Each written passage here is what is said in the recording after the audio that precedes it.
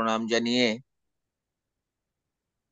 শ্রী শ্রী ঠাকুরের কথিত গল্পকথা পরমপিতা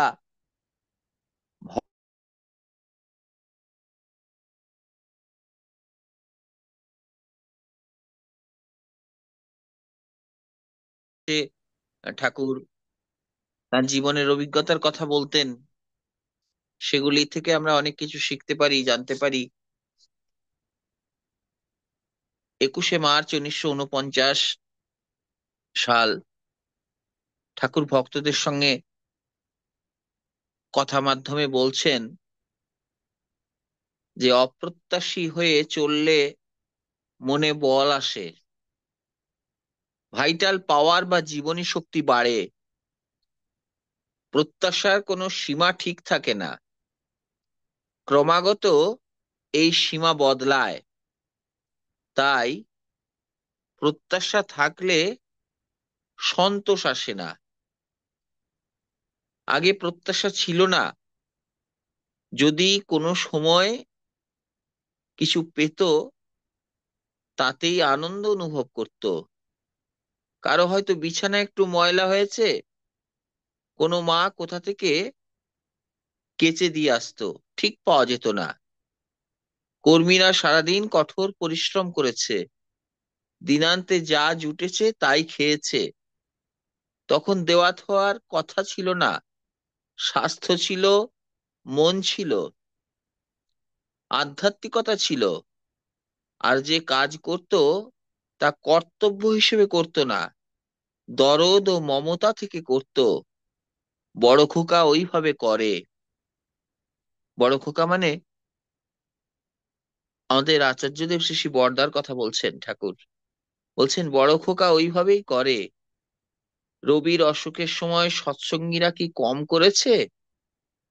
কিন্তু সে প্রত্যাশাও করেনি। আশ্রমের প্রথম আমলে পারস্পরিক সেবাটা খুব ছিল। ঠাকুর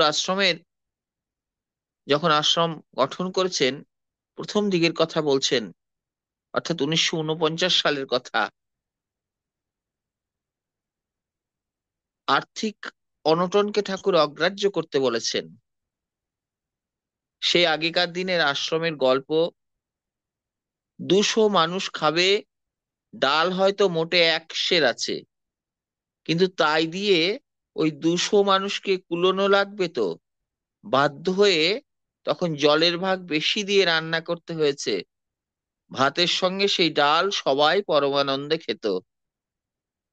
আমার আবার ইচ্ছে করে ওই ভাতাগুলিকে বন্ধ করে দিই, আনন্দবাজার খোলা থাক। বোম্বে থেকে, আসাম থেকে, যেখান থেকেই আসুক না কেন মানুষ, ওই আনন্দবাজারে খেয়ে কাজ করবে। অবশ্য সে অবস্থা সম্ভব কিনা জানি না। অর্থাৎ আগে যখন আশ্রমে মানুষ কাজ করত, তখন তাদের মাসে মাসে কিছু পারিশ্রমিক হিসেবে কিছু অর্ঘ্য দেওয়া হতো। তো ঠাকুর একবার চিন্তা করেছিলেন যে সেই অর্ঘ্যগুলো তাদেরকে মাসিক হিসেবে, অ্যালাউন্স হিসেবে না দিয়ে আনন্দবাজারটাই সকলের জন্য খুলে দেওয়া হোক, যাতে যে যেখান থেকে মানুষ আসুক সবাই যেন সে আনন্দবাজারের প্রসাদ পায়। পাবনার তপবন, তখনকার তপবনে ছাত্ররা পরিশ্রম করত, কি রাস্তা পরিষ্কার করত, ঘরবাড়ি তৈরি করত, সপ্তাহে একবার কাপড় কাচতো, নিজেদের সব কাজ নিজেরাই করে নিত। খুব ভালো ব্যবস্থা ছিল। আবার এই সব করে টোরে পার্সেন্টেজ বা শতকরা হিসেবে সবাই 100-র মধ্যে 100 পেয়ে পাশ করত।